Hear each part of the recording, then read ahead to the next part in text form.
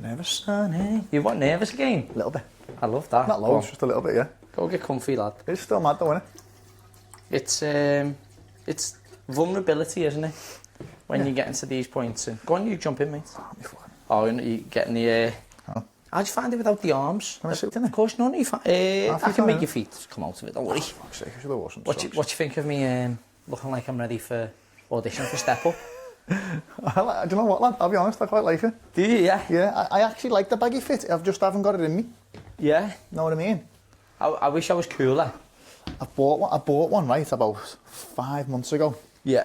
Baggy trousers and a baggy top, and it looks sick, and I have never put it on. Right. Because I put it on and I'm like... What trousers are they? I'll take them off. I'm like, what occasion's that for? I'm like, what am I... Do you know what I mean? Yeah.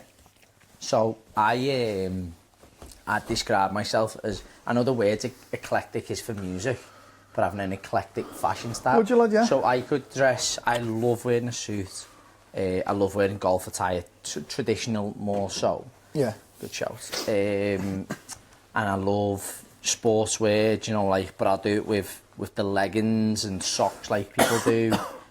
I'll do it with just ankle socks. I like high street fashion. Yeah. I just love clothes. You just mix it all up. Yeah, so I'll always go with as much as I can, to be honest, which is, yeah, it's quite good. So I'm quite smart with my... I just like you always look well. Plain, simple. Yeah.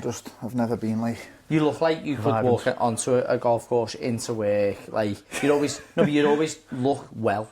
Thanks, mate. Is that right? That's very nice of you, isn't it? Yeah. It's a nice way to get us back into this, isn't it? Yeah, tell you what. Yeah. Schmoozing me before we start. Do you know how long it's been since you were last on? Was it late January? 17 weeks. It hasn't. Has it? Sorry, that can't be right. 16, because this will be out in a week, but yeah. 4 months? This is episode 20 and you were episode 3. 4 months? Didn't know that. Mad, innit? That's what started it all, isn't it? 4, it's not more than that. No, yeah, 4 months, End of May, average 4 weeks. It was end of January, wasn't it? Mad's that though? Yeah, that's outrageous, mate. Amount of stuff that's changed. Yeah, it's been a scary time, hasn't it? I feel like I'm a different person in that 4 months as well. Yeah, me too, for the better. You know, if I just pop into it? Go ahead, lad. Off we go.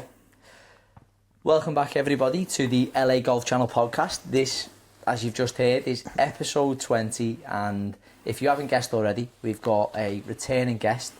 He's probably become one of my best mates, but he's also somewhat of an Instagram sensation. He's really found some superb traction. He's caddy superstar. He's fantastic pops. He is just an all-round top lad. We've got Wakey the Caddy on again. Hello, everyone. How we doing, mate? People are going to be getting sick of my voice with you, mate, aren't they? That's a fair comment. We're never apart now, are we? But we love it, lad, don't we? Yeah. I was going to say I'm more worried about you being like getting fed up with my voice than the people, to be fair. Never, mate, never. Good mate now. Have you been?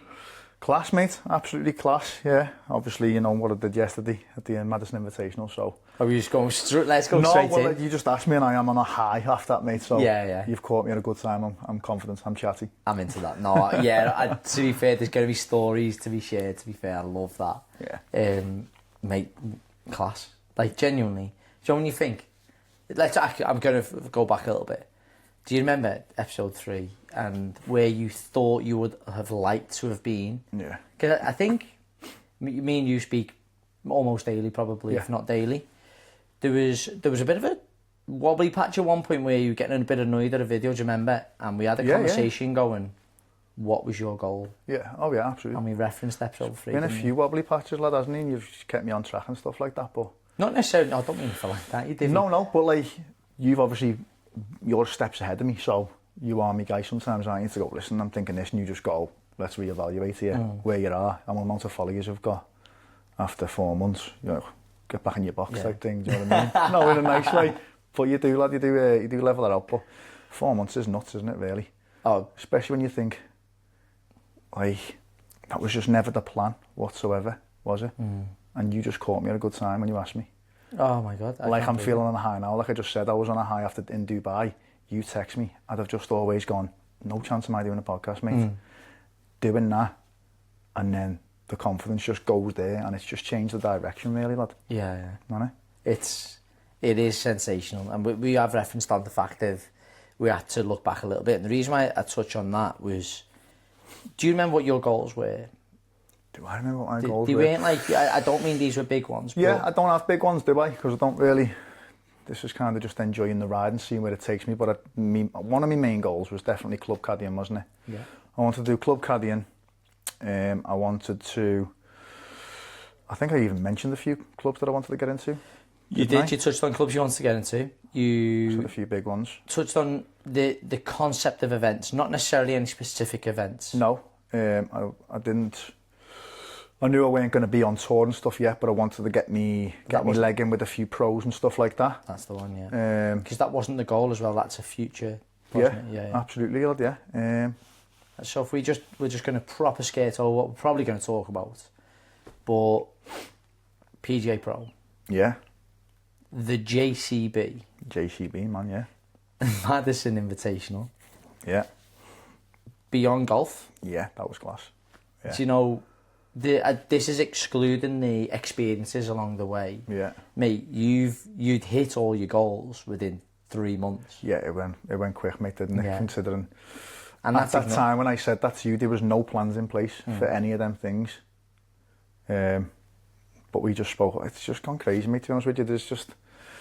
Sometimes you just say things and you just go with it, don't you? The doors have been opening and I've just been walking through it, just giving it a chance. And then the next one just opens by chance and I'm kind of just not overthinking it and just walking forward and going with it, and things are just happening in front of me. Obviously, like with you as well, lad, you know, you're a great mate and you'll get me into certain things as well, like the Beyond events and stuff like that, which were nothing to do with me, but you know, I'm just saying yeah to the stuff that you're getting me and what other people are giving me, and how fast it's gone is it's a bit scary as well at times, to be honest, because it's moving quick and I didn't expect it to be going this quick. But I am loving every minute of it, mate. We are gonna get into detail on all of these things in a little bit. But there was something else we spoke about last time, and it's referenced in last week's podcast. You also said how positive Kelly is to the journey. Yes. How's she with it all? She's classmate, to be honest with you. Yeah, she's been better than I thought. Not that I didn't think she would be, but I mean, like I said, it's gone faster than I thought. I didn't think I'd be away for nights, or obviously a lot of these things I've been going to are like down in London and staying overnight and stuff like that. Which I know doesn't sound a lot for other people, but when you think that I've worked from home for like 6-7 years, been hands-on. You were dad. Yeah, pick them up, drop them off and stuff like that. It's never had to, we've never had to think about covering me being away and stuff, so it's actually been a massive change, even though it doesn't seem like that probably to what other people do. And she's adapted. She probably likes her own time, mate, to be honest with you, but nah, mate, she's been massively supportive of it. You know what, lad, but when she sees how buzzing I am, like today I'm coming back and I'm buzzing for yesterday and things that have happened, she's obviously going to be made up for me, you know what I mean? And she wants me to go and do more, so no, mate, that's off to her. And that's off to me mum and dad as well, who all our grandparents are amazing, but they've been helping out massively with picking the kids up from school and backing us up and all that, so I love that. I'm very lucky with the family that I've got, mate, there's no doubt about that. Right, okay, well let's get rid of the soppiness and get straight into I'm going to call you out. Oh, go on. I don't know if you know what's coming. I don't really care because you get called back out for whatever it is. You're not on this one. Go on. Do you remember when we did a group pod? Yeah. An against the grain topic that you delivered went God, somewhat popular, didn't it? Do you remember that? Yeah, go on. What was the against the grain? You using a T as a marker? Yeah. Yeah, in me way. Did we play around the golf only 2 weeks later? We did, but... Wait, no. No. Wait. No. Did you use a T for the entirety of that round? No. As a marker? Not the entirety of that round. That's a fib. That's a telltale. No. I used the marker when I was... Because I didn't have my marker on me, felt my pocket. When I was miles out the way, no one's way. My issue with you was... Yours was like... It wasn't. It was... It wasn't. Not when I did it, because with this, we can get the pot back up. I said, if it was ever in anyone's eye line, it was comfortably club heads out the way. It was never in anyone's line. Yeah. You can't do it then. No, so what I'm saying with this whole against the grain, right? No, you've got me here, haven't you? I love it. You've hooked me in. No, so my point is, because you had loads saying, just asking to move it, that's not me. If it's obviously like a 8-foot putt, obviously move it out the way. But if you've got like a 30-foot putt and there's a tee, and even if it's offline, you can swing 3-4 foot out the way, and it can hit that tee and block it off from advancing. That's my point, and I'm right. That's fair. No, yeah, you're completely right. But you are right to call me out. I did use it in the next round. Fantastic. That's out the way now. Yeah, awesome. I'll accept that. Mate, let's ride the high. We were going to work backwards.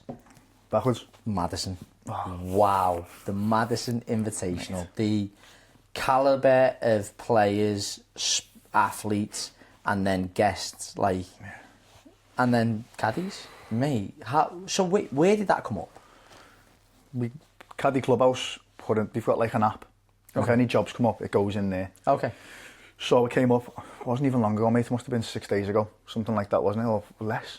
Was it less? About five days before it, wasn't it? I told you? Yeah, possibly actually, yeah. 21 caddies needed for the Madison Invitational. Obviously, boom, I was right in there fast.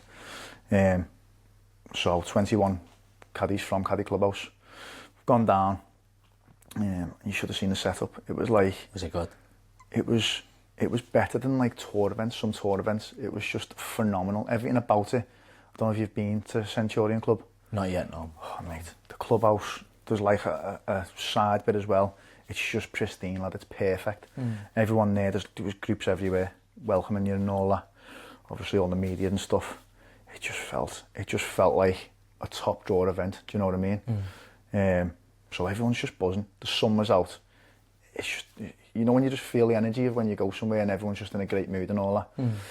So straight away you're just buzzing for it anyway. Then obviously all the players start coming in and all that. I was meant to have Tubes and Bullard. Bullard pulled out. Yeah. But Mark Wright went in our group. Oh, awesome. Yeah. But like straight away again, Tubes. We've met him before, haven't we, briefly? You've obviously interviewed him at Golf Club, but like straight away I was like, I'm Wakey, nice to meet you and all that. And he's just so welcoming. He was like, have you got enough drinks? And I'm like, mate, I'm the one meant to be looking after you. Do you know what I mean? He was just like so sound, and every conversation he was having with Mark and stuff, he was pulling me in and getting me involved and all that. Just a top fella, mate. Can't speak highly enough of him. Yeah, no, he is. You mentioned we've met him, and the interactions I've had with him and his brother, and like class, yeah. The two of them are genuinely special humans. Like you. I think I've referenced with you that you again, the calibre of player you're around yesterday, and you're a massive football fan. Myself, I was more of a player, but soccer aim was massive to me. Yeah, to meet Jubes was somewhat of a hero moment for me, and for him to just be the nicest man. There's always interactions in your life that you remember, and you don't say don't meet your heroes in a way. Like you remember that there's a bit of a stain against meeting some people. Yeah. Oh my God, that man! If it's like he's happy to meet you. Nice. That makes sense. But, I agree, yeah. It makes you feel like you belong in them. Because let's be honest, mate, you feel like a bit of imposter and stuff like that, you know what I mean? You're like, you know all them people and they don't know you and stuff like that, but nah, man, Tubes is just top man. Good player as well, by the way. Yeah? Yeah, he's improved. Obviously watching him for the last 18 months and stuff like that, he can hit the ball. He's got a nice touch. His putting, his touch on the putting greens is class as well. He's a decent player. How do you feel he took to a caddy? Because I think something you've said to me actually, not everybody can take to having a caddy sometimes, can they?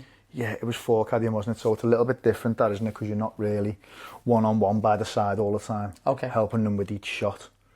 So it's a bit different, but he was extremely trusting, do you know what I mean? Like some people, even when you're doing the yardages and stuff, some people still like to do it themselves. Yeah. I like to do it myself still, just for me to have some clarity. Yeah. He's just trusting of it. You give him a number, he's like, okay, sound. Yeah. He kind of just read his own greens. He's a really good putter, to be fair. So he was just on the greens on his own. But he was as easy as you like to work with, mate, yeah. I love that, that's awesome. Yeah, very easy. You said the day was like set up like a tour event. Yeah. So can we just have a little bit of you get to the grounds, like what's going on? Because what's a caddy do when you get there? Like I know I get to a golf course, I'd prefer to find 6 holes before I get there, but you're going to be on the green, you're going to be stretching. Like, what's a caddy doing at a day like that? 'Cause this is an event, it's a different day, isn't it? Because, like, obviously on tour, you're going day early, you're having practice rounds and stuff like that. So this one, we got there at 8 o'clock, and it was tee and offer. Well, I got there at 7:30, it was meant to be 8. And the tee off was 10:30, shotgun start. So obviously we had a bit of time. You check in, you get your bib, you get yourself sorted. And then we just had a little wander around the course, tried to see as much of it as you possibly could, because obviously I'm sure about 17 out of the 21 hadn't seen the course before. Yeah. So you're going round, you're trying to get the speed of the greens, get a ball, throw it down, see if they're moving much, see if they're not, see if they're firm, see if they're not firm. Yeah. Checking the wind out, see if it matches what your app says. Yeah, and just trying to see as much as the course as you want, really. Right, okay. Socialise with the other caddies. Yeah. You know what that's like, lad. You love all that, don't you? So you're just chatting to as many people as you can, really. Yeah. Like I said, there was loads of media people there as well. And you're just chatting, mate. You're just enjoying the moment, and everyone's in a great mood, so everyone's having a laugh and all that. I love that. It's class. Baggy? Did he make it? No, Baggy's not with Caddy Clubhouse. He's just somebody you've met along the journey. Yeah, he's JCB. Baggy. Oh, okay. Okay, so we will get to him then, I guess. Yeah. And you get your pin positions as well, actually. Get your book out, mark all your pin positions down. Yeah. Were you writing your misses? Were you doing your numbers that you taught me last time? Not really, no, because you couldn't really go to the course. To the extent of the whole course. Yeah, you couldn't really be having a little look at that. It was more the basics, but you still need the pin positions, do you know what I mean? Yeah. You have people who just flag and then think that's it, but it might be three yards off the back. You need to know what you've got. Did some of the lessons that you've picked up along the way, have they helped to prepare you for a day like that? So we've touched on little things that you've managed to do, little things that the experiences you've built before this, but do you feel with every event there's an experience coming that's just helping you just be that little bit stronger and better for people? Yeah, and the more you do, the less you question yourself. Oh, what do you mean? Well, you go there and you go, am I doing this right? Should I be doing this? Should I be doing that? Whereas the more you do, you have your own, you start doing your own little routine. Oh, okay. Do you know what I mean? Like I said, I'll be going out, feeling the wind, and I was getting me course guide out and I was putting the wind on there already. Oh, okay. Do you know what I mean? Before the weather, obviously it can change, but it's easy when you just go there and you can just flip up and go, right, okay, I already know that. Yeah, you did that with me the other week. Where did you pick that up from? That was a great tip, isn't it? So you've started drawing it on the course. Yeah. Overlay, that's class, that. Yeah. And again, there's these like nice little touches that you see and you grow as a caddy. Yeah. You just start learning as you go, don't you? It's like, because I met Mark Crossan. He's caddied on a few different tours. He's done Matty Jordan in a few different ones as well. I think he came in the top 5 in the French National Open. Wow. I met him in Lytham, and he literally just walked around 18 holes with us. He did his back, so we didn't play. He was just telling me absolutely everything that he knew. Yeah. It was one of the most invaluable days for me that you could have. He'd met with like Rosie's captain back in the day and stuff, and they'd done it for him, and he said there was nothing better than learning off the people that done it. Yeah. So he came round and he'd done it with me, and that's where he got that from. He had one where you should have seen his book. He had it like from the National Open, and every single shot of each of the 4 rounds he had written down. Wow. Where the wind was coming at that point, where it actually went, so that he could refer to it. So let's say on the 3rd round, rather than if it's the same wind direction as the first, same strength and stuff, he was like, right, we hit that and it was a bit short, so we can go for this one. Wow. It was just pure detail everywhere. Do you know what I mean? So I know now, next event I go to, write that down, because you even might have it like 2 or 3 holes later, the same situation. Yeah. How strong is this wind and stuff like that? So being around people like that, being there and done it. So I know we're going to kind of move on. How's a day like that come up then? Do you know what? Again, shout out to Mark, mate, honestly. He reached out to me. Wow. So he messaged me about 2 months back, maybe 2.5. And he said to me, seeing what you're up, I've seen your journey, seeing what you're trying to do. If you ever need anything, give me a shout. So obviously I did. I said, like a few weeks later, I was like, do you want to play around and stuff like that? And he was more than, like I said, he'd done his back in. And he was like, I've said I'll meet you. I'm coming to meet you. And he just walked 18 holes, but just to tell me all that, mate. But how good's that? Caddies Union's a real thing, by the way, yeah? Caddies Union is definitely a thing. I mean, every union is at the moment, mate. Everyone just seems to want to help and stuff like that, don't they? Yeah. You're in the same world, aren't you? Everyone's just... That is golf in general, I think. I think I find that in golf in general. I think in football, I've said this to you, didn't I? If people seem more competitive, they want to one over on you or whatever. But in golf, people want to help. They want to show off their course. They want to show off the knowledge. They want to show off, not in an arrogant way, but golf's very welcoming, isn't it? You want to see you do well, and I feel that, mate. When I post stuff on there and want to support again and all that from like the same bunch of people, and you feel like they're not just saying it. You're like, Nah, I think they genuinely want me to do well, do you know what I mean? Yeah. It's a class, mate, I love it. I'm loving this whole journey, buddy. Yeah, it's good to it. I know we'll get into social media, but it's nice to there's so many potential negatives around social media and the mindset of it that it changed my mindset, you know, mind on it. So it's incredible. But you obviously Caddy Clubhouse, they've obviously got this app. They've got a great base and education system for everybody. It's been really good to you. Mm-hmm. You had a day specific. You managed to get into a day specifically with an extra education day with them. Is that right? Yeah. So I went down to Wentworth for like a training day. Can we just do one sec? I know. Think about the names of the courses. It's ridiculous, isn't it? Cause Live Centurion, Wentworth. Honestly, it's like these 3 months ago. Imagine them 3 courses. They're ones I've just seen on telly and heard of how amazing they are, and now I've been at them and walked the course, like just us on the course. You know what I mean? At Wentworth, we had a little walk around. The course was closed, and we're just wandering around, like on that first hole that I've seen on the telly loads of times. Do you know what I mean? It's class. But yeah, we've seen Caddy Clubhouse. They've brought this app out now, where if you're sort of with Caddy Clubhouse and they're in at different courses, like Formby have just been announced. Oh, awesome. Fantastic. Yeah, man, we love it, don't we? And if you're under them, then you can work at all these different courses.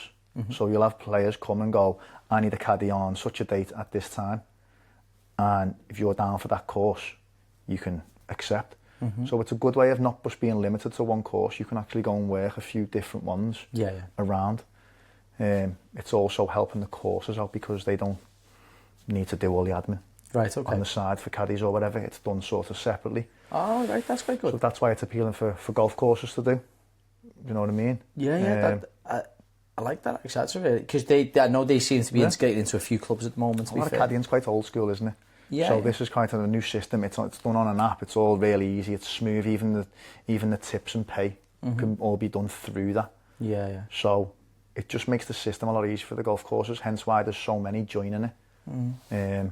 I don't know what it's up to now, but it's at least 9, 10, 11 courses that are joined onto it. That's classic. And they're in talks with a lot more that I know of. So if that keeps growing, then obviously it's great to get us into that. Yeah.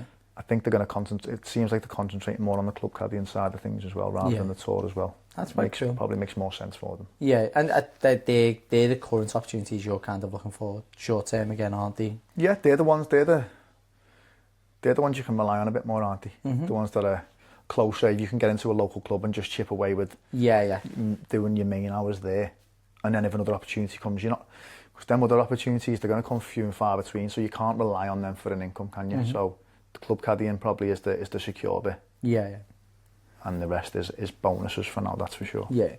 But so that day that you did that, like what? Oh yeah, sorry. So that day. Yeah, so that day in the morning, mate. So we got there. We didn't really. We just knew it was a training day at Wentworth. I'm saying yeah to that, regardless, aren't I? By the way, great mantra. Yeah. Say yes. It's Wentworth, like we just said. It's an opportunity to go and see it. Yeah. It's training. The caddies were there. Adam Rowe and Jonathan Smart, who were caddies on the Live Tour. Yeah. I'm going to go there to get that insight, aren't I? You know what I mean? Because we'd said we're going to do some green reading and things like that. So we get there, and the morning of like 2 hours was like the current caddies questioning their new system. Interesting. So it was quite interesting to be in and around. That was like the business side of things, really. It wasn't really for us, but we kind of sat there, and it was interesting to see that they've obviously got their ways of doing stuff, and a new system's coming in, like you do in all businesses when change comes. And they were just, at first it started like the questions were not aggressive, but they were quite clearly against it. And then by the end, I felt like they'd turned it. It was good to listen to, do you know what I mean? To be in and around in a Caddy Clubhouse. I thought they dealt with it really well, to be honest with you, with the questions and stuff. There's got to be an insight to the respect they have for you then to be able to be in a day like that. I'm not sure, was that open to all? No, I think there was just 5 of us. Yeah, it was quite limited, like. Pretty awesome, that, isn't it? Yeah. I must have just been one of the first 5 that said, yeah, I'd like to get into it. But like I said, it was good insight. We like the business side of things, like, don't we? Me and you as well, like to see that. Yeah. So, like I said, it probably wasn't really for us, and I don't know if everyone should have seen that side of it, like, but I think they should. I think they should know it. I think if Caddy Clubhouse are going to come into these courses that are already established with caddies and stuff like that, I think it's good for us to know that there might be a little bit of animosity there, or a little bit of people that are against change. Do you know what I mean? When new people are coming in with a new part of a new idea and stuff, you should be aware of that, shouldn't you? So I think it's good to know that. Go in there with loads of respect, like you would anyway, but don't go in there thinking you're the bee's knees and trying to take over already, like if I'm new in some way. So it's good to see. Me and you always have a debate and a chat, to be fair, regularly, and it is important to understand these changes to golf. It's happening so quickly at the moment. We could touch on handicap system, we can touch on caddying. Just because the idea is better, just because you flip a switch, it doesn't mean that everybody that's done it that way for 40 years knows how it's going to impact them positively. And it's nice that they're introducing you in with that, like you say, experience and what they're dealing with on a day-to-day, giving you a taste of what you may have to deal with.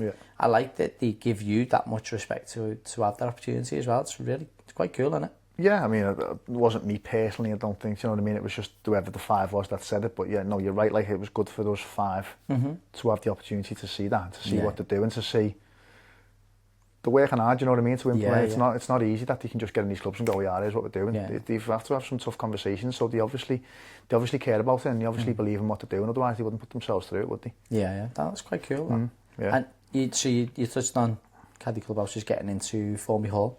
And mate, they'll be lucky to have you in that area, because we obviously had the pleasure of being at the Premier League Golf Classic, and the pre-round, which I'm trying to think if the videos will be out before then, but there's clips of how, and I'm really excited for you, how you give insight as to how people should look into going into the first and second green.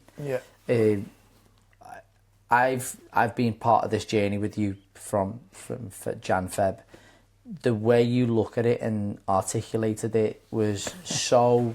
No, but you made it so understandable. Because I think I said straight away, well, obviously I want to aim here. And you were like, no, and this is why. And without ruining it, 'cause I do think it's a great little clip as well for people to understand the strength of having you specifically on the bag. Yeah, it's class to see that. And again, for me, we'll be lucky having you so local, as will Caddy Clubhouse, because you're a great example of what they can make and produce, and also how you can drive it to be better as well. Yeah, cheers mate, I appreciate that. But that was a nice morning, that, wasn't it? Because we had the course to ourselves. Yeah. We just went out there, we obviously had the cameraman and stuff like that, and we could just do what we wanted on the course, and it was nice to... I just love a golf course when no one else is on it. It's just so peaceful, isn't it? And we just had a little mess around and doing them videos. Obviously, I'm not fully confident doing them, not fully comfortable doing them, just speaking directly into a camera. But I know you love that saying, get comfortable, feel uncomfortable, whatever. Yeah. So the more you do it, the more you... I've looked at the videos and I looked less nervous than what I felt. I was about to say, you've watched it, sign. And we're teasing you, but how did you find it? I loved it. Like, it wasn't the talking to the camera that I don't like. I love that on-course stuff. I think I've said that to you before, haven't I? Because I love the golf. I love the on-course stuff, you know, when I think it was Ken Brown back in the day used to do it. But you go, you want to be on this side of the green, and he'd like throw the ball, and if you get on this side, he throws the ball and it just runs off. Is that where you got your little throws from? I used to love all that, you know, and I do like that side of things. I'd like to do more of that with us, do you know what I mean? Like, do holes in detail. Is what you should be thinking on it. Like, I think it'd be good to go to golf courses and do, I don't know, their signature hole or whatever, and I think that'd be quite cool. Yeah, we could look to do something like that, to be fair. Yeah. If we just teased out what might be coming. I think that'd be a good idea. Yeah. I genuinely do, like for a golf course as well. It'd be a good advertisement for them, wouldn't it? If they come in and do these 2 or 3 holes, we do it. It's good for us to do. I would like that side of things like that. That excites me, that, because that is very Caddy-like. Teach me how to throw a golf ball. But your putter was on fire, by the way, wasn't it? Oh my days. You made it look good. Yeah, I was saying, we need to be here. It's an easier putt, and then you'd sink like a 10 or 20 footer, and you're like... What was the par 3 like? Again, they'll see it, but me... What was that, about 20, 25 foot? Yeah, right to left. Yeah, it was moving, that was moving. Yeah, there's disgrace, yeah. No, it was but again, we're just touching on another day where your services, your I was going to say fluidity, I'm not sure that's the way, adaptability, the way you're taking this journey and making it your own is sensational, mate. It's class to see.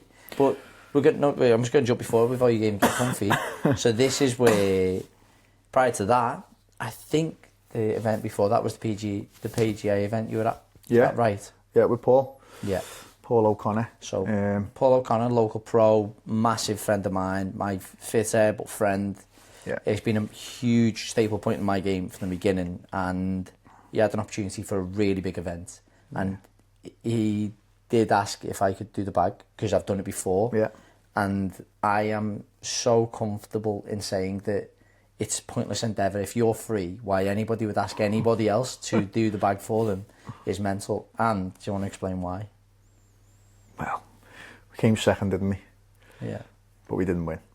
Didn't win, but that is It was a really good. It was good. Second place is good, but it could be better. It can always be better, can't it? If you don't win, It can be. But so, how did you find your first PGA? Like, this is just a field of pros.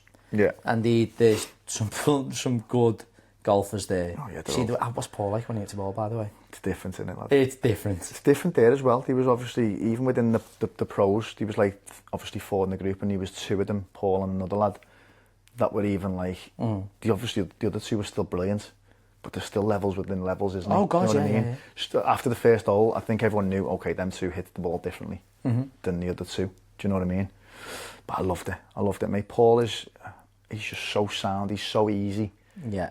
So you don't have to, because obviously a massive part of being a caddy is getting on with your player, isn't it? And he's just as easy as it gets, really. Can I interrupt that? Of course you can.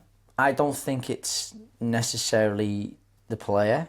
I think that's again a credit to yourself. Now this is going to be a wonderful soundboard of compliments to you. It's a bit soppy this, but go on, carry on. yeah, during this one. But again, we're going to touch other events. You've shown in so many instances, and we won't get to beyond fully, but we were 2 very different characters. You know what I'm talking about, and we will get to them. And we respond to completely different ways of managing a player. That is not down to the player, that is down to a credit to yourself. And Paul, I can get up with Paul, and the player can make it easy, but it's at the end of the day, I'm an anxious overthinker. I can pass that on to him. You're the one that's creating that environment. Yeah. So, that's fair enough. No, I think Paul is easy as well, and I get on with him. So, but yeah, if I'm gonna big myself up, I think a good strength of mine and a reason why I got into caddying was I believe I am good at managing the mood of people. I can read situations, and I feel like I know what to do to bring them up or lower them down, or take the mind off what's really going on, or switch the mind on. I do feel like I'm quite good at judging that and understanding how to get the best out of someone. So I appreciate it, what you're saying, and I love that side of it. I think that's why I've said to you before, I really like the one-on-one caddying. Yeah, I love that side of it, mate. The mind management type thing. But I go back to it. Obviously helps when you just naturally get on with someone. As well, because you don't have to. You're not think, working at what should I do? What is this guy like? It just flows naturally, lad, doesn't it? But yeah, back to the day, lad. It was unbelievable. We came second.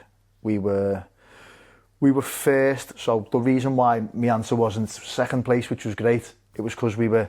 So the situation was there was 2 people were going through.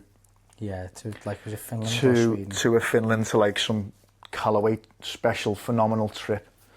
And we were on the 18th green, and we were joined first with 3 people, right? So one was already in the clubhouse, and the other one was 3 holes back. It would have been decided on count back who the top 2 were. Which people didn't know either, Which did they? I couldn't find out. I literally went to the organiser and I was like, who's winning on count back here? Because I need to know whether to tell him to go for it or not. He hadn't asked the whole way round where he was, so I'm thinking, doesn't really want to know. Plus, I'm just keeping him chipping away. You know when you're up there, I don't think he fully knew he was first, but he knew he was up and around there. He knew last year's winner was on -1. We were level. Yeah.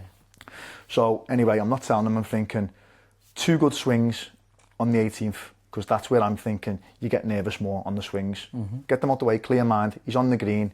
He's got 20 foot uphill, a little bit of right to left on. Where's the flag? Flag was back left. Couple of paces on.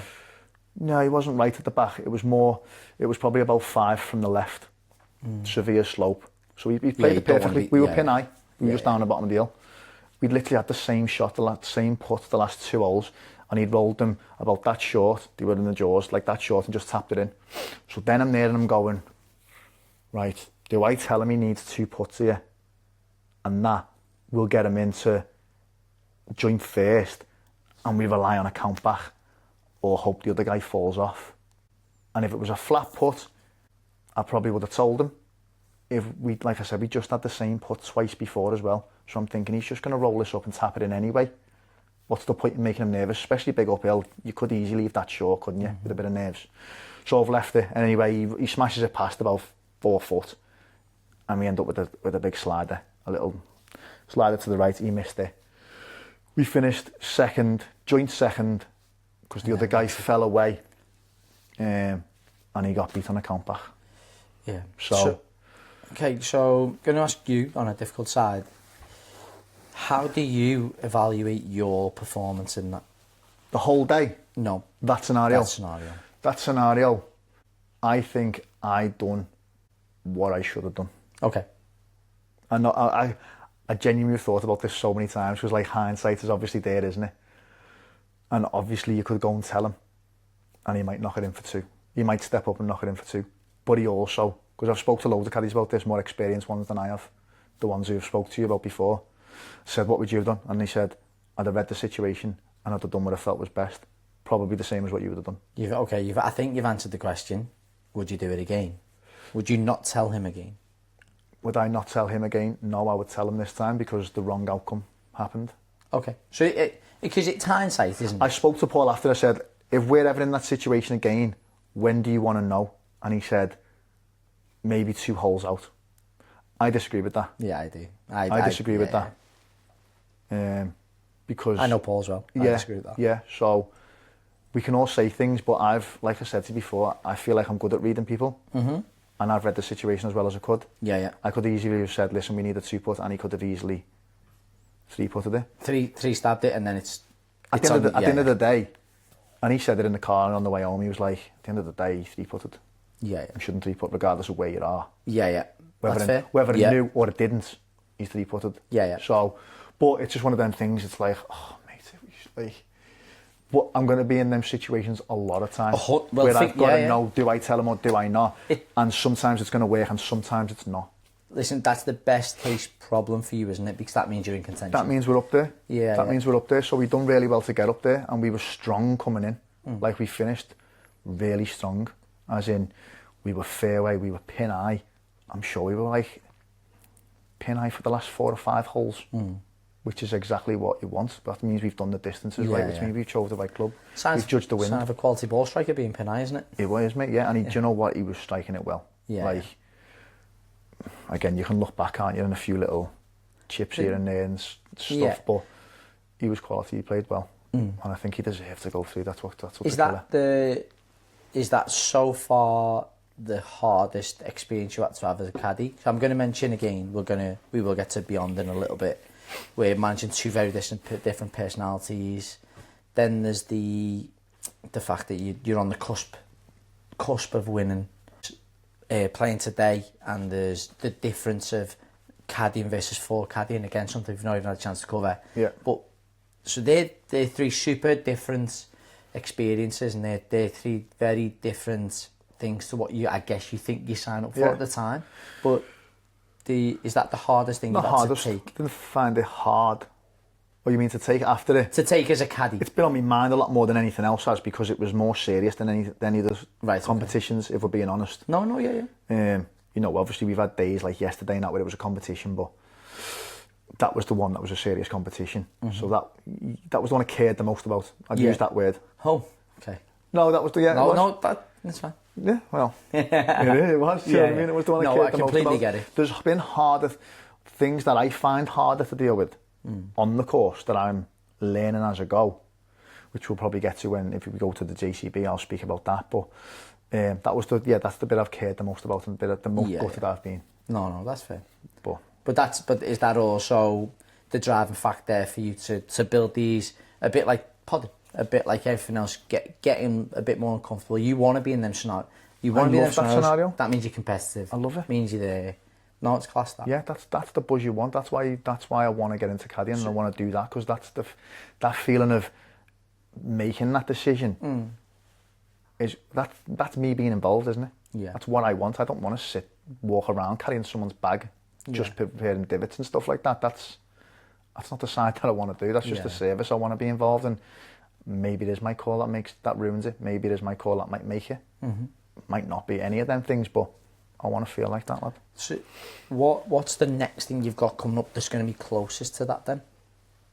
Well, we've got the open qualifying with the Golf and Medic, haven't I? Oh, superb, okay. So we've got a few practice rounds to get in, and then we've got that. So that's going to be the next one where it's... What date's that? You know, I'm terrible with dates like that. I have to get my phone out for all that. Yeah, is it the 21st or something? 21st? Oh, yeah. Oh, possibly. No, it's not. I've got Blitz, haven't I? Oh, Blitz the day after.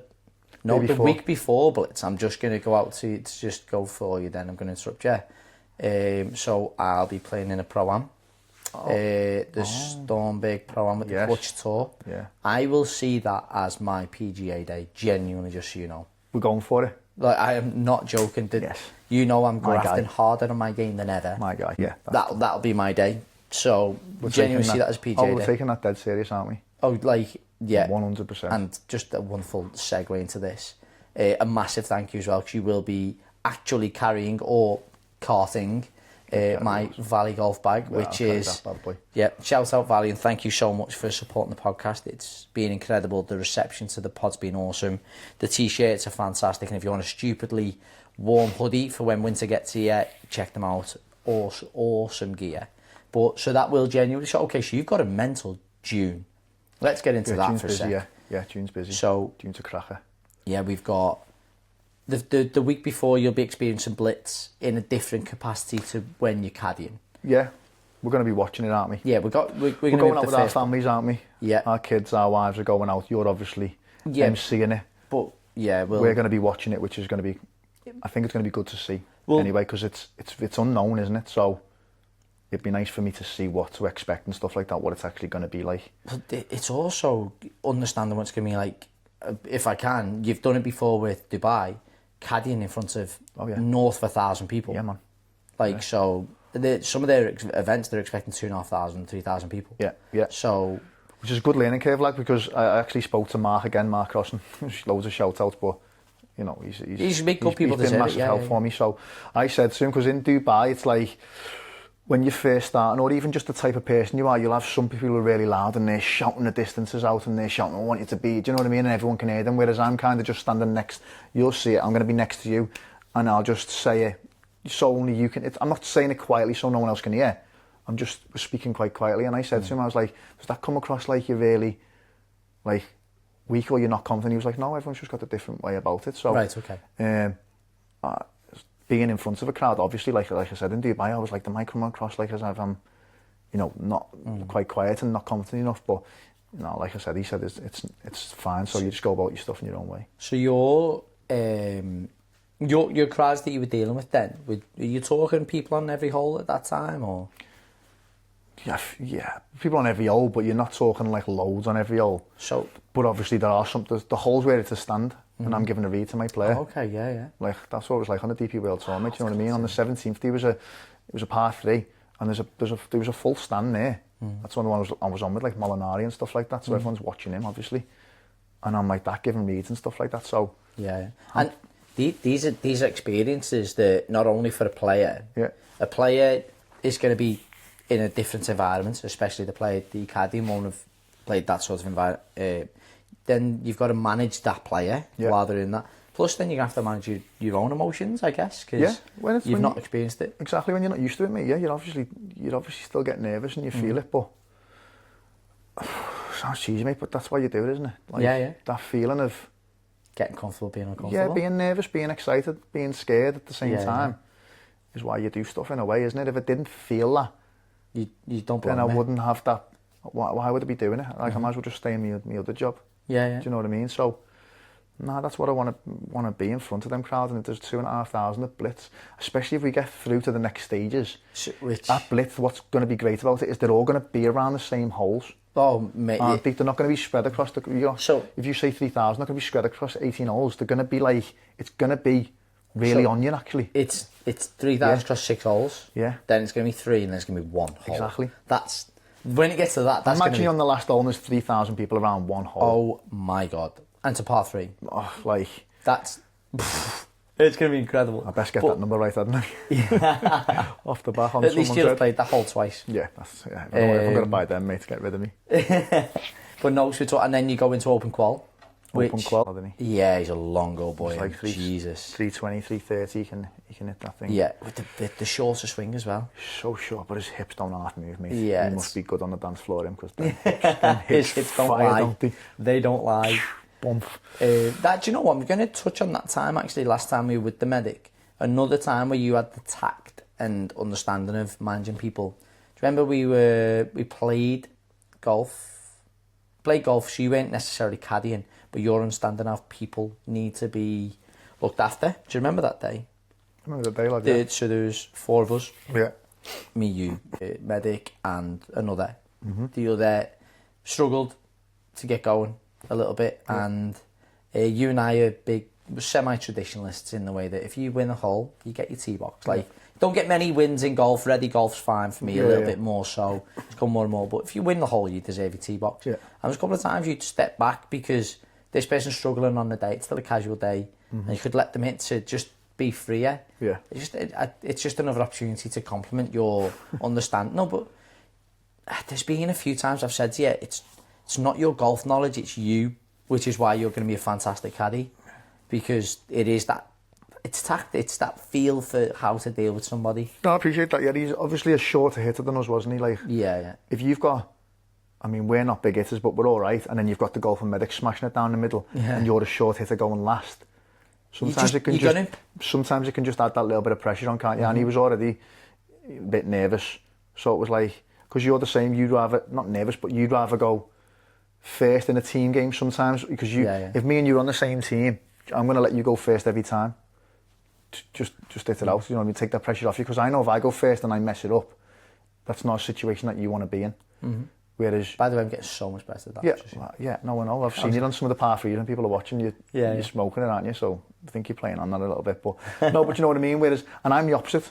I actually want that pressure on me. I'm better when I have to concentrate rather than, I've got him backing me up and he'll probably hit the fairway. So you just got to just play smart, and plus, I'll always do stuff like that in a round because I want everyone to play well. I genuinely hands-on mean that. Like, I really want everyone in the group to play well. I just still want to play the best. Yeah. Do you get what I mean? Yeah. Because then the vibes are all good, aren't they? Everyone's made up, everyone's having a good round, everyone's playing. Like, I want you to hit your best score ever.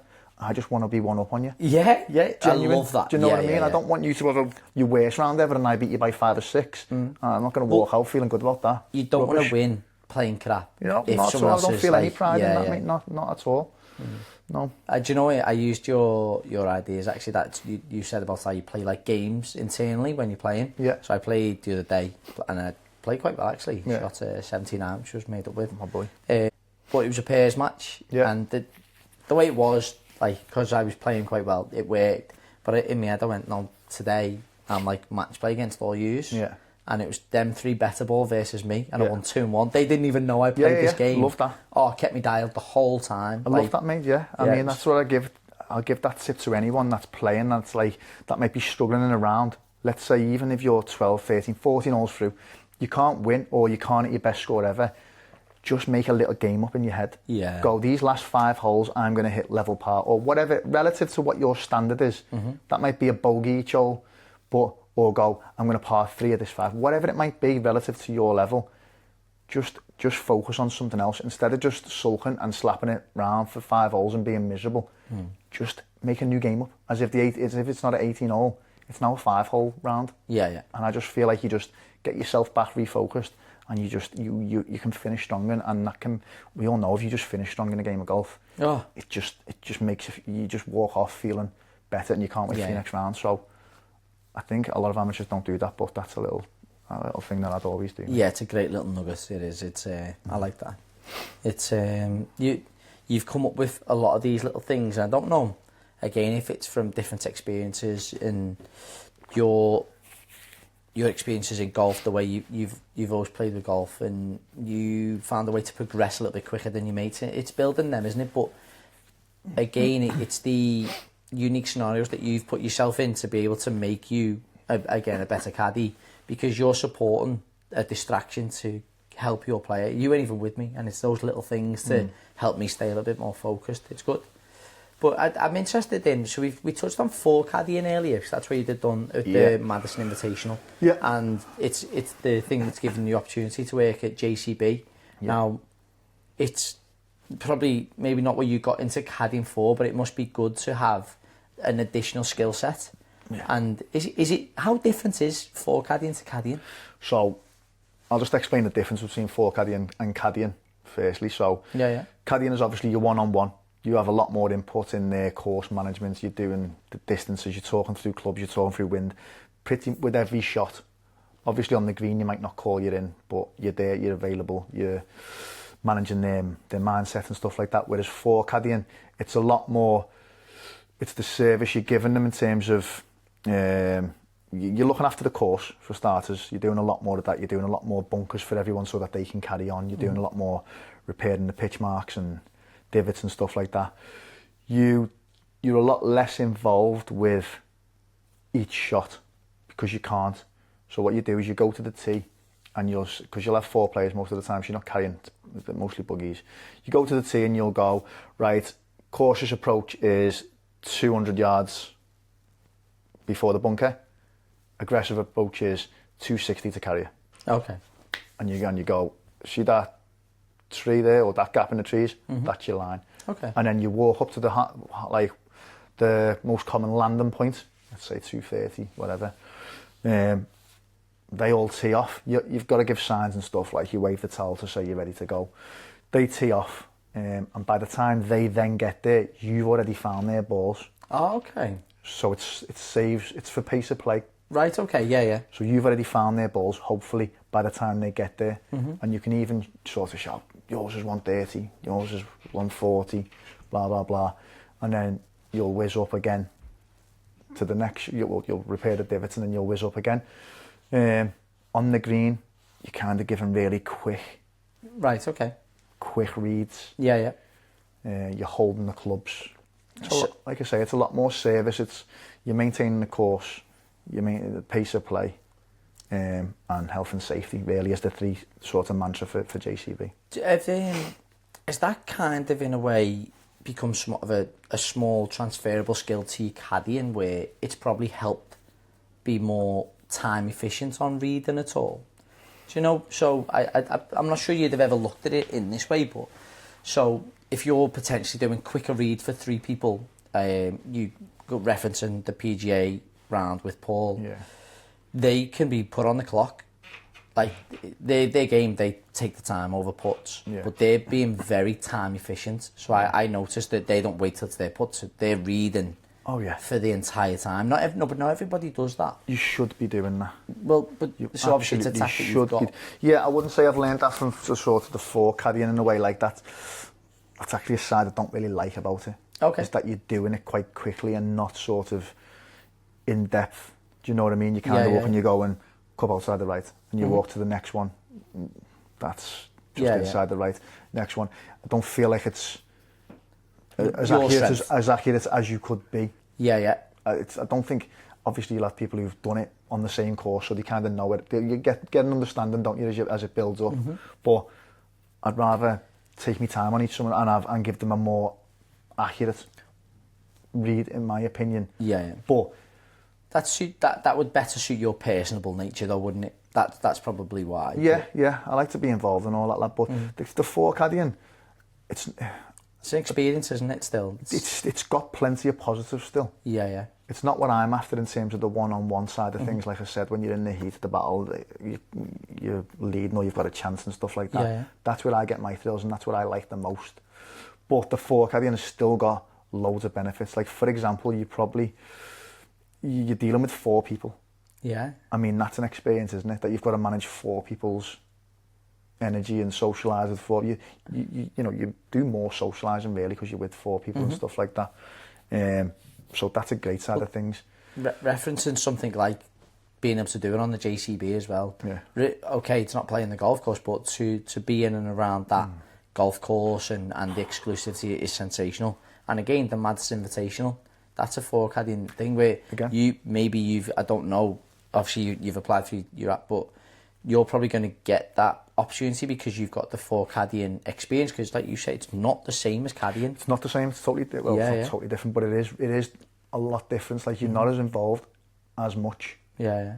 Like I said, you're more there just looking after the course and the pace of play and the people, but you're not really managing them each shot. It's fun in a different way. Some people really enjoy that, some people don't. Yeah. But yeah, the JCB facilities are phenomenal. So I mean, what a place to do it, by the way. Do you know what I mean? It's incredible there. That golf course is incredible. The greens are just unbelievable. Best you've been in? They're all tiered. Yeah. So they're all like 2 or 3 tiers, and if you get on the wrong tier, like, it's hard to keep your putt on the green and stuff like that. But it's immaculate. You should see it, mate. It's immaculate. As you're driving and you see the practice green and all that, the driving range is probably the best driving range I've ever seen. Oh really? Yeah. That's a big statement, that. No, I know that, but it is phenomenal, and it's got like these. They're outside, but they're under a little shelter, and there's like glass behind it, so you can sit and have a coffee while people are the pros be in there. It's just perfect, mate. Honestly, it's unreal. One day, mate. One day. I know. So that's phenomenal. But going back to the Madison Invitational, not everyone had done forecaddying before. That's what I mean. Yeah. So there was a few that were worrying, like, I haven't done it before. Do you know what I mean? Whereas obviously I'd done it in a tougher situation, really, I'd say. So I was comfortable doing it. Do you know what I mean? I was like, this is actually easier than JCB, because in JCB you've got to give a big speech at the beginning and stuff like that. And that's the bit. Obviously, I think anybody listening to you or gets to meet you would confirm that caddying 1-to-1 would better suit your skill set. Yeah. But having that in the locker, whether it's the route that you want to go down or not, it's the experiences that will make you better in different ways. I didn't 100%. Know that you had to present to your group like that alone. Not everybody can do. I mean, you have to do talks at the start of the JCB when you meet your people. You've got to do a big speech about, like, welcome to the JCB Golf and Country Club, and then you've got to say, I'm your forecaddy for the day. I need to go through some signals with you, and you literally need to give them signals when I'm up here. This means stop. Wave your towel around. This means go. If it's gone right, that doesn't necessarily mean I know where it is, but I know it's gone right. I know it's gone left. This is fairway. Yeah. You have to go through all these signs and the speech and while you're there and stuff like that. So, yeah, that's something I wouldn't have done years ago when I was younger. I'm not saying on this journey, but years ago I wouldn't have. Whereas now I was like, yeah, that's fine. I'm not bothered about that anymore. But yeah, the whole, like I said, it's not. I don't love the club caddying, but it's still massively important. It's still massively important to learn stuff. But you asked me before what the hardest thing is been, and for me it's been doing club caddying for not necessarily higher handicappers, but golfers who don't understand where they don't understand. Yeah, so with pros, if Paul hit it short, before it landed, he'd go, I've caught that a bit high on the face, or it's spinny. If he hits it perfect and it was in the wrong place, then we know we've messed up. But pros know, or they hit a putt, they know they've hit it at the wrong pace, or they've pulled it a little bit or whatever.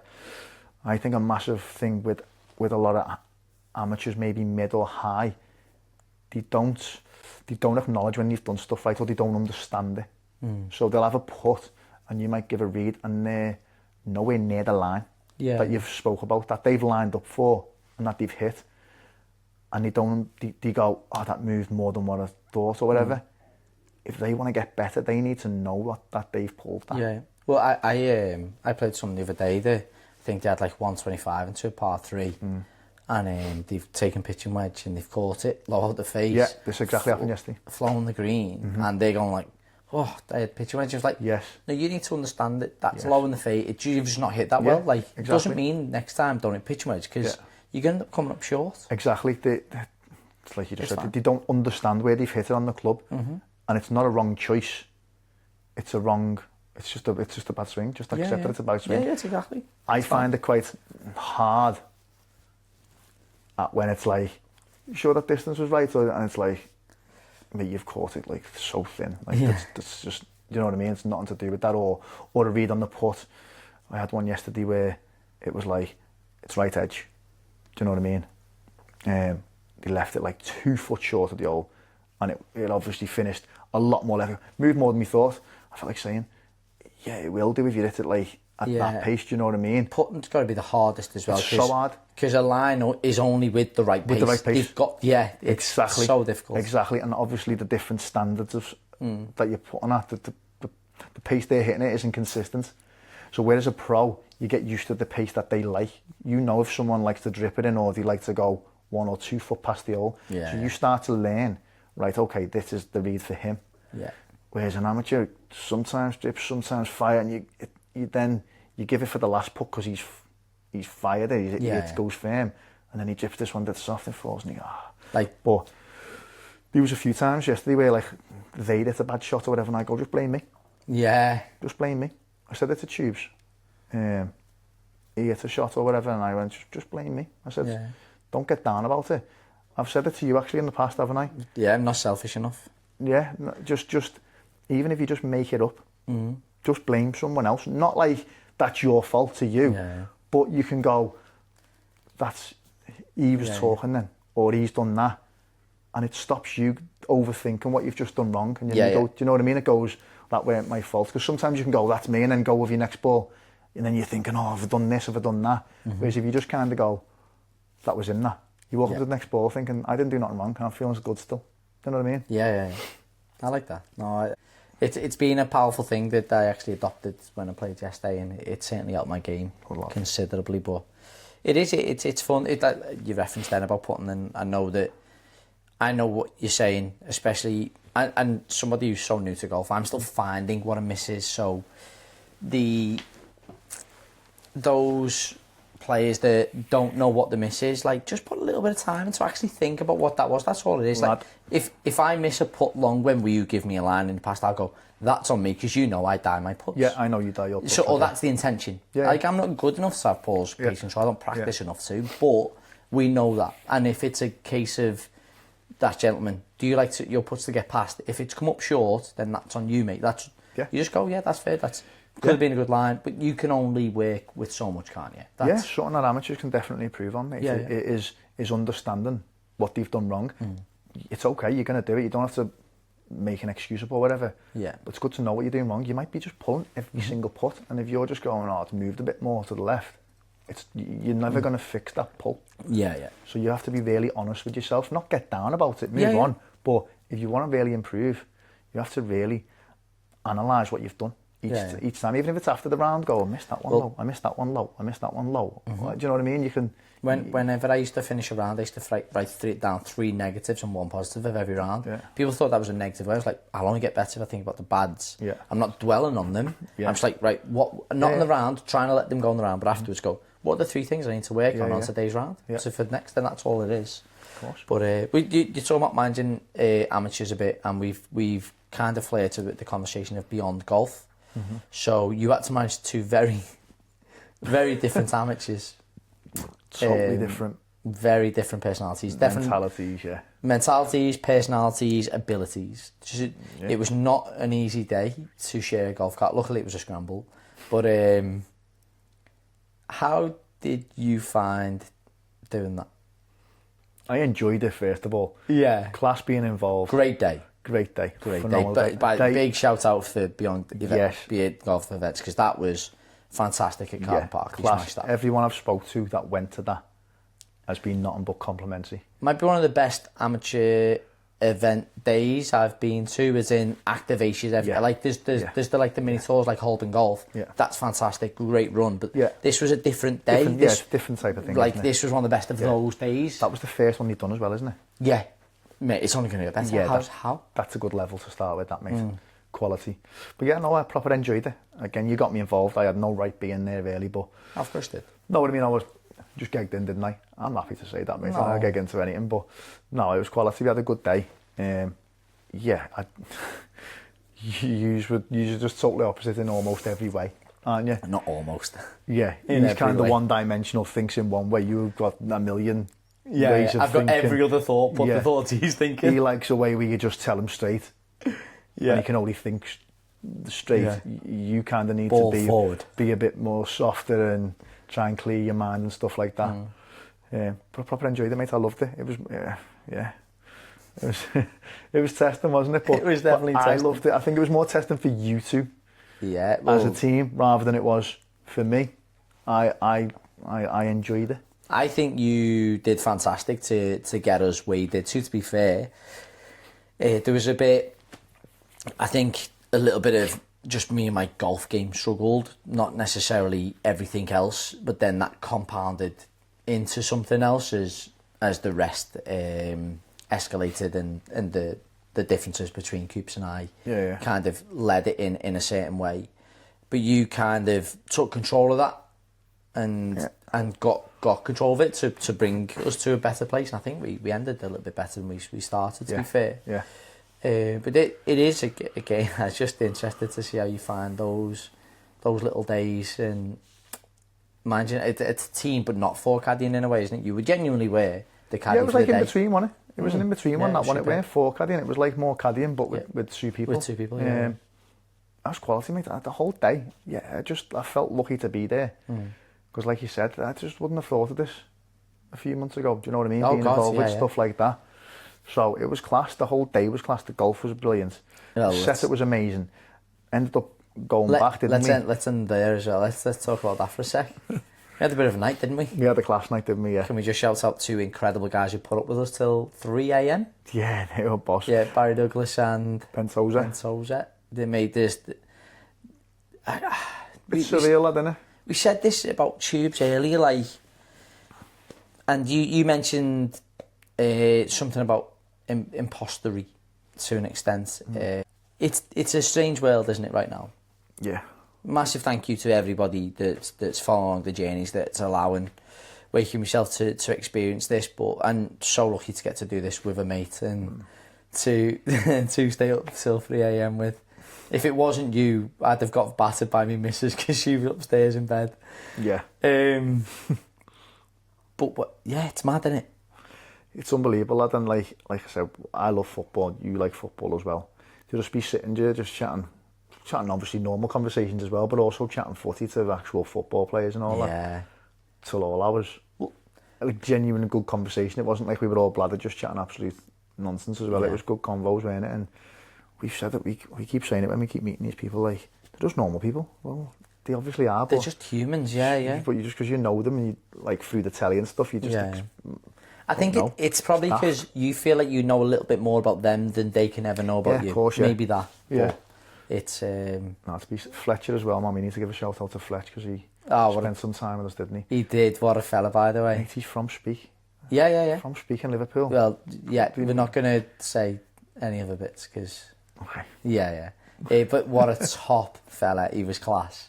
Yeah. And you know what I'm saying we shouldn't say. Do I? Yeah, he will in a sec. He was absolutely sensational. I honestly, and even since then as well, like he's been giving me grief about that video he did. Oh, yeah. Tethered me. But yeah, just top humans, and I know there's going to be more of these days because we just enjoyed that time together. I'm excited about one final thing before we get against the grain. Yeah, you need to start thinking. I'm excited about one more thing, even more so than all of this, and it's the latest addition to the Caddy Academy. Oh, yeah. Like in all of this, you and me mates first, and then we get to all this shit together. Like, wow, I swore on my pod. Wow, that's the first time. I never do that.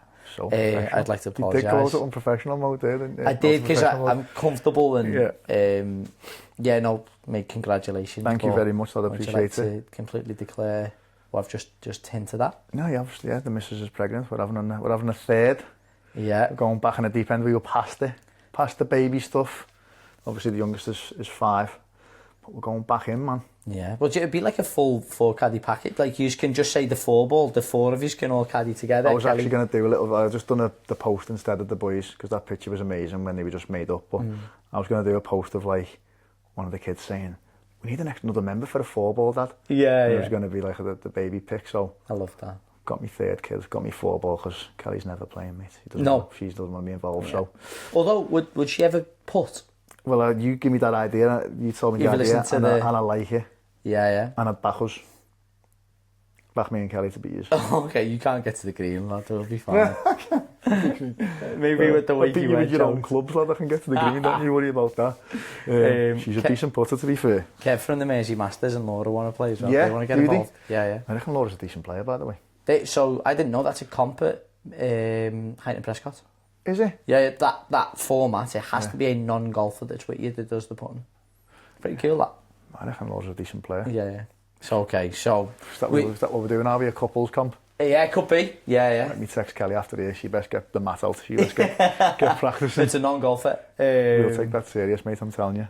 But honestly, mate, it's been sensational catching up with you. I can't believe it's been 16 weeks since the first time, and what you're doing for me and my journey, mate, has been incredible. Thank you.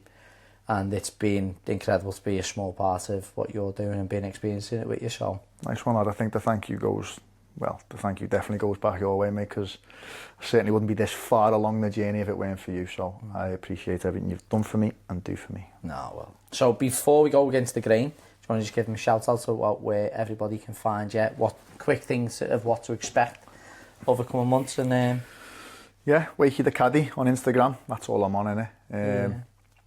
Got the open qualifying coming up. We've got Blitz coming up, and probably I've got a round with iGolf on Friday as well, haven't I? Oh, class, in Witchwood. Yeah.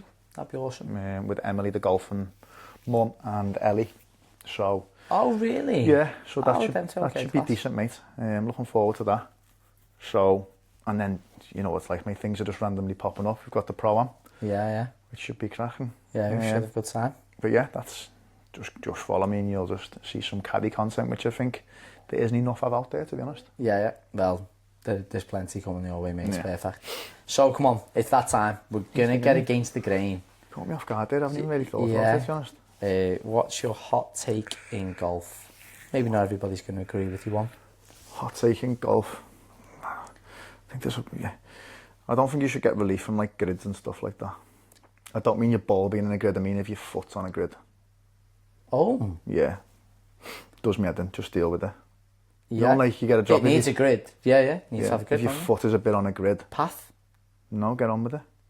As long as if your ball's on it, then that's fair enough. But if your feet are on something, I just think you just got to deal with it. Just use athletic ability and touch and hand-eye coordination. Yeah. Can I double up on that? Of course, kind of knew what it about? Anyway. No. I'm actually on your side. Oh, are you? Oh, I don't like it then. Weird. Well, yeah, we very rarely agree, but do you know sometimes when people are putting, obviously when there's a grid on the green, in your way. No, if it's in your way, but if you're off the green though, people can get away with it sometimes as well. Yeah. I don't know how the rule works entirely, but I've seen people get relief when they want to put. It's only on the green you get relief, isn't it? Oh, is it? Yeah. What is it then when I've seen? Because you can have grids on the green, by the way. Yeah, I've seen that, and that's unfair to have to put because it's the one thing that touches the floor. But or like when they stand left-handed to go, I'd be stood on it. Because I've got to aim there and stuff like that. Well, I don't know if you've seen that. Was it McIntyre in the Scottish, like 2 years ago or something, where he was in like grass like that long. He just about found his ball and his foot was on like a grid. You couldn't even see it. Yeah.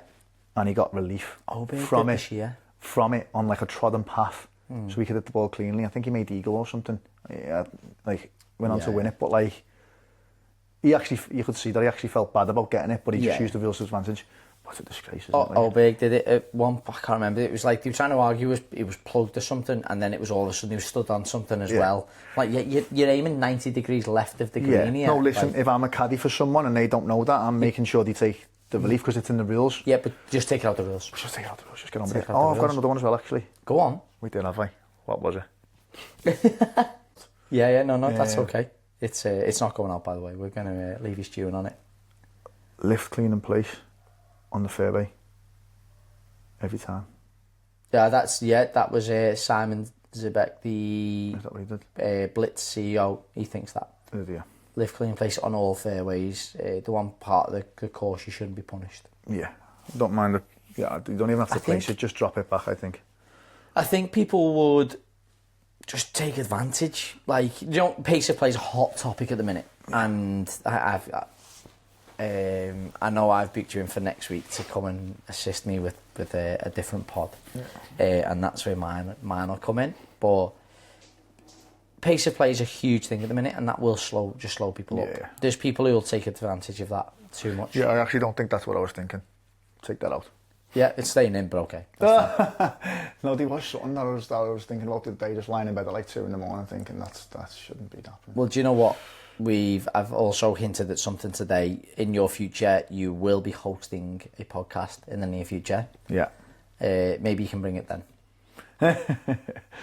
Or maybe You've got the a week person to that's think doing about it. Yeah, that's true. Yeah. All right then. Legend. Thank you for today, mate. I've absolutely loved it. I love being a part of the journey. Thanks for having me on, kid. Yeah. Nice one, lad. Appreciate your time. Let's have some fun, eh? I found round 2. You're doing more pods now. You're more comfy. Yeah. Oh, I'm dying for a piss there.